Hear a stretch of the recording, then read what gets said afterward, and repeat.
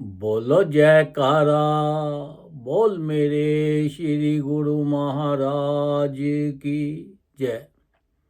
सौभाग्यशाली प्रेमी गुरुमुखो,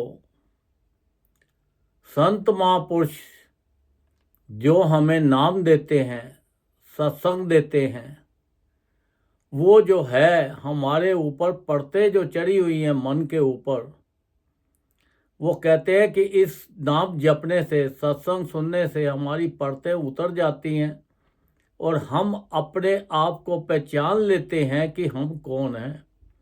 हम संसार के अंदर आकर अपने जो शरीर है इसी को ही समझ बैठे हैं कि मैं ये हूँ, पर शरीर तो हमें एक साधन मिला है इस आत्मा को कि अपने आप को पहचानने का। जो संत महापुरुष हमें नाम देते हैं उसका क्या मतलब है? उसका है जो तू है वही मैं हूँ, तेरे मेरे में कोई फर्क नहीं है, पर अपने आप को पहचानो। पर हम पहचान नहीं सकते क्योंकि हम संसार जो इन संसारिक आंखों से खुली हुई चीज को देखते हैं उसी को ही सच मानते हैं। तो इसलिए हम उसकी तरफ ध्यान ही नहीं देते कि हम कौन हैं और हमारा किस काम के लिए आए हैं और क्या हम कर रहे हैं।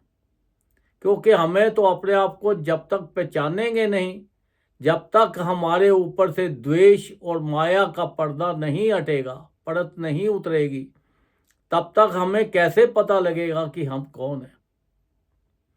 अब देखो, कोई गरीब आदमी हो, अगर गरीब आदमी को कोई बोले आओ जी करोड़पति हो आप, तो जब उसको करोड़पति बोलेंगे तो वो हंस के क्या बोलेगा? कहेगा भाई मजाक मत करो। वो फिर कहते हैं भैया आप करोड़पति हो, वो कहता है भैया मजाक करना छोड़ दो।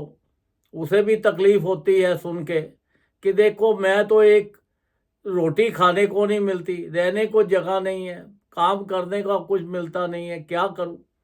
अगर कोई आदमी उसी का हाथ पकड़कर उसके तय खाने में ले जाए और उसको जाके दिखाए कि देख तेरे पास कितनी धन दौलत पड़ी है, क्योंकि उसे तो पता ही नहीं है कि मेरे पास इतना धन दौलत है, वो तो अपने आप को गरीब समझ रहा है, उसे पता ही नहीं है। कोई ना कोई तो बताने वाला चाहिए, तभी पता लगता है। तो इसलिए उसको जाके जाके दिखाओ तो फिर वो क्या, उसकी आंखें देख कर चौंध रह जाएंगी कि भाई मेरे पास इतना धन होते हुए भी मैं गरीब क्यों हूं। अब तो मैं करोड़पति हूं, फिर उसे कोई करोड़पति बोलेगा तो वो बोलेगा हाँ जी मैं तो करोड़पति हूं, क्योंकि उसको पता लग गया कि मेरे पास इतना धन है। अब देखो, एक आदमी था, एक जोहरी था, उसका एक बेटा था। वो अपने बेटे को रोज समझाता था भैया ये काम सीखो, ये काम करो, ऐसा करो, पर धन ज़्यादा होने की वजह से उसका जो बेटा था वो गलत रास्ते पे चला गया। जब गलत रास्ते पे चला गया उसको वो बहुत समझाता था कि देखो ये रास्ता अच्छा नहीं है, ये रास्ते से बचो, तो फिर भी वो मानता नहीं था, वो गलत रास्ते पे ही चलता गया।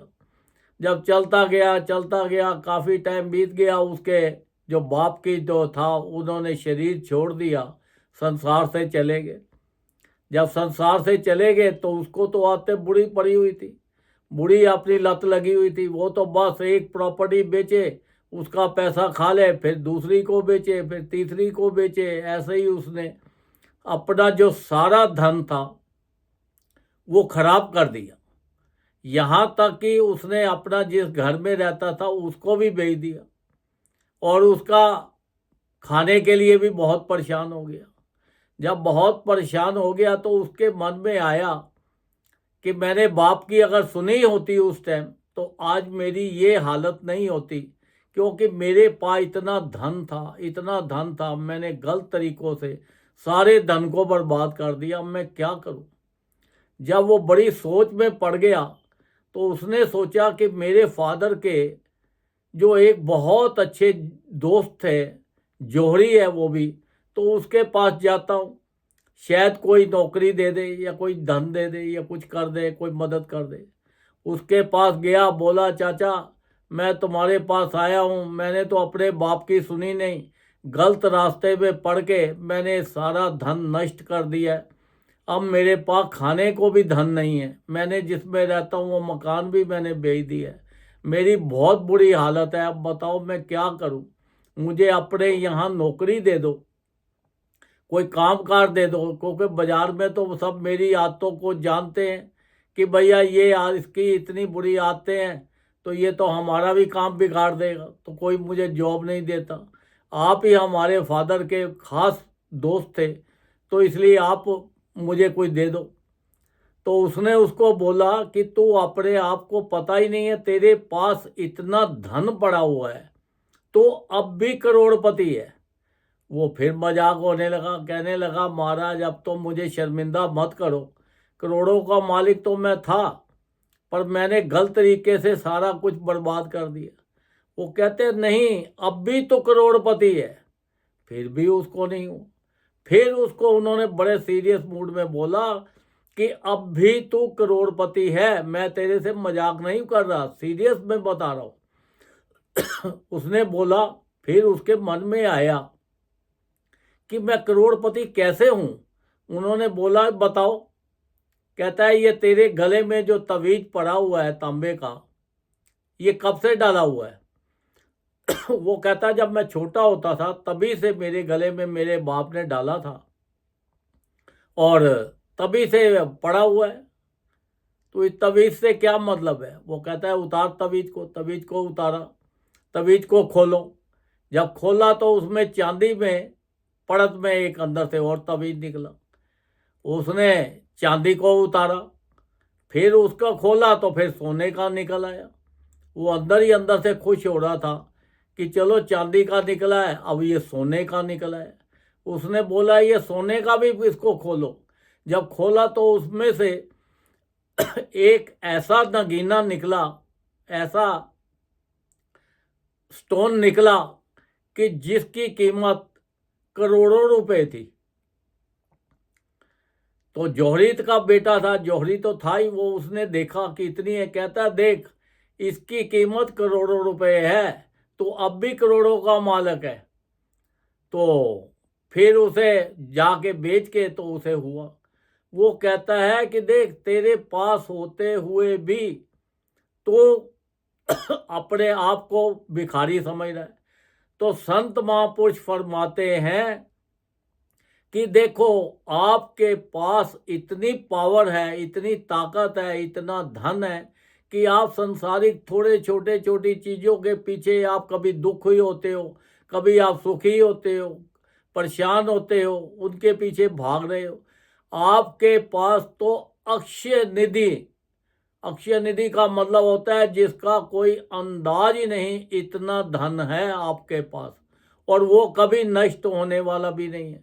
इतना कुछ आपके पास होते हुए भी फिर भी आप इधर इधर इधर इधर इधर इधर परेशान हो रहे हो। कभी ये संसारिक धन नहीं मिला तो दुखी हो गए, संसारिक चीज मिल गई तो खुशी हो गई।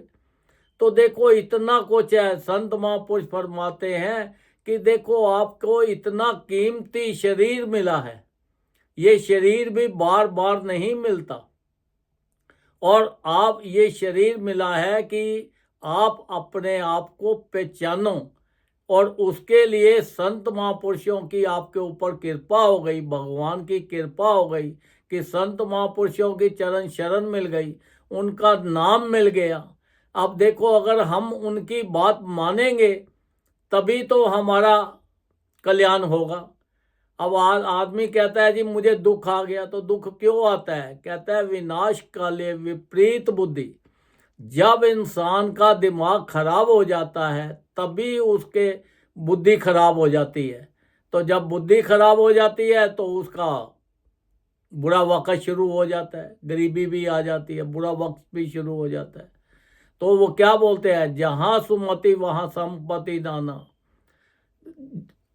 तो जहां पे सुख समृद्धि और शांति और जिस परिवार में प्यार होता है वहां पर सुखों की कान होती है। तो जब भी कोई आप काम करते हो तो आपको कोई सलाह देने आ जाता है कि भैया ये काम मत कर मत कर मत कर, हम फिर भी अपनी जिद में फंसे रहते हैं, हम कर देते हैं तो हमारा नुकसान हो जाता है। कई काम ऐसे होते हैं कि हमें को कई लोग आ जाते हैं कि भैया इसमें पैसा इन्वेस्टमेंट कर ले, ये काम कर ले, इसमें फ़ायदा होगा।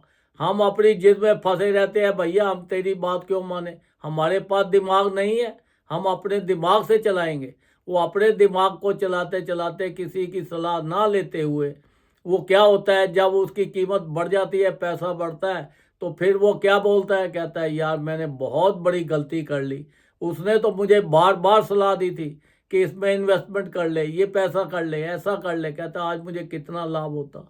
तो ऐसे ही संत महापुरुष हमें बार बार बता रहे हैं कि भैया ये जो नाम तुम्हारा दिया है, ये नाम को ज़्यादा से ज़्यादा जपो और ज़्यादा से ज़्यादा सत्संग सुनो।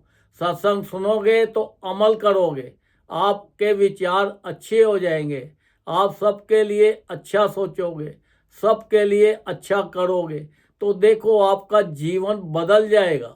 तो देखो वो तो बार बार सलाह हमें दे रहे हैं, बार बार बता रहे हैं, पर हमारा विश्वास जो है ना वो पक्का नहीं है, हमारा विश्वास बहुत कच्चा है। हम यही सोचते हैं कि नहीं, हम अपना जो कर रहे हैं अपने दिमाग से वही कर रहे हैं, पर अपना दिमाग जो है हमारा नहीं चलता, क्योंकि हमारा जो दिमाग है वो संसारिक चीज़ों में ही बस चलेगा, और उसमें भी कभी अच्छा चलता है कभी खराब चलता है, किसी के लिए बुरा सोचते हैं, किसी के लिए अच्छा सोचते हैं, कई गलत काम करते हैं, कई अच्छे काम करते हैं, और इसी के अंदर ही हम फिर दोबारा 84 लाख योनि में फंस जाते हैं, और फिर हमारे कई युग बीत जाते हैं दुख भोगते भोगते। तो संत महापुरुष तो हमें बार बार बताते हैं, उन्होंने तो देखो हमारे ऊपर इतनी अपार कृपा करके हमारे लिए 5 नियम बना दिए। उन्होंने बोला जिस परिवार में ये 5 नियमों का भी पालन होगा, श्री आरती, पूजा, सत्संग, सेवा, सिमरन और ध्यान, जो श्रद्धा सहित करे निश्चय हो कल्याण। इसके अंदर भी एक वर्ड डाल दिए, श्रद्धा, विश्वास, जो विश्वास के साथ करेगा उसका 5 नियम होंगे जिस परिवार में, उस परिवार में भी खुशियां ही खुशियां रहेगी, संसार के सारे सुख रहेंगे, हर तरह की मौज मस्ती रहेगी, उनका लोक भी सुखी हो जाएगा और उनका परलोक भी सुखी होगा। संत महापुरुष तो हमारे ऊपर बार बार अपार कृपा करें। वो कह रहे हैं इतने कीमती श्वास तुम्हारे इतनी स्पीड के साथ चल खत्म हो रहे हैं, जैसे घड़ी की सुई को देखो वो रुकती है, नहीं रुकती, वो चलती जा रही है, चलती जा रही है, जितनी वो आगे आगे चलती है इतना हमारे श्वास खत्म होते जा रहे हैं। तो ये श्वासों में वो कहते हैं कम से कम इस 24 घंटे में से 2 घंटे तो बैठ के भजन करो, ये जरूर करना है, श्री गुरु महाराज जी का हुक्म है। जब 2 घंटे नहीं कर सकते तो घंटा घंटा करके बैठो, आधा आधा घंटा करके बैठो, शरीर तंदुरुस्त नहीं है तो लेट के करो, ट्रैवल कर रहे हो तो ट्रैवल करते रहो। भजन का कोई समय नहीं होता और कोई टाइम नहीं होता। तो देखो इतनी अपार कृपा संत महापुरुष हमारे ऊपर बरसा रहे हैं, अमृत की वर्षा कर रहे हैं हमारे ऊपर, और फिर भी अगर हम उनके हुक्म में ना चलें, उनके नियमों का ना पालन करें, तो फिर हमारा क्या हाल होगा आप सोच लो। तो इसलिए हमें उनके बनाए हुए नियमों का पालन करना है, उनके हुक्म में चलना है, और जो उन्होंने हमारे ऊपर नियम लगाए हैं कि 2 घंटे भजन जरूर करना है और 5 नियमों का पालन करना है, ये हमें जरूर करना है, ताकि हमारे परिवार के अंदर खुशियाँ ही खुशियाँ, मौज ही मौज रहे और हमारा जीवन कल्याण हो जाए।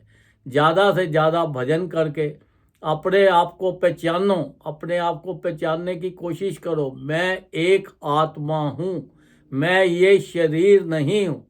हम तो अपने आप को शरीर मान के बैठे हैं, इसीलिए हम दुखी हैं। तो जब आप अपने आप को ज़्यादा भजन करोगे, सत्संग सुनोगे, द्वेष और माया क्या आपसे परत उतर जाएगी, तो आपको पता लग जाएगा कि मैं शरीर नहीं हूँ, मैं एक आत्मा हूँ। तो जब आप आत्मा अपने आप को पहचान लोगे तो देखो आपको पता लग जाएगा कि आप कितनी रिद्धियों सिद्धियों के कितनी माया के आप मालिक हो, आपको तो अंदाजा ही नहीं है। आप अपने आप को गरीब मत सोचो, आप अपने आप को इतना अमीर सोचो कि जितना संसार में कोई दूसरा हो ही नहीं सकता। क्योंकि हमारे पास इतनी पावर है, इतनी चीज है। वो हमें बार बार बताते हैं कि देखो, अपने आप को पहचानने के लिए ये दो ही चीजें आपको दी हैं, सत्संग और अपना भजन। ज़्यादा से ज़्यादा करो ताकि आपका लोक भी सुखी हो जाए और अपना परलोक भी सुखी हो जाए। संसार के सारे सुख भोगो, मौज मस्ती मारो, एंजॉय करो और अपना संसार की मौज लेते हुए अपने जीवन को सफल करो। बोलो जयकारा, बोल मेरे श्री गुरु महाराज की जय।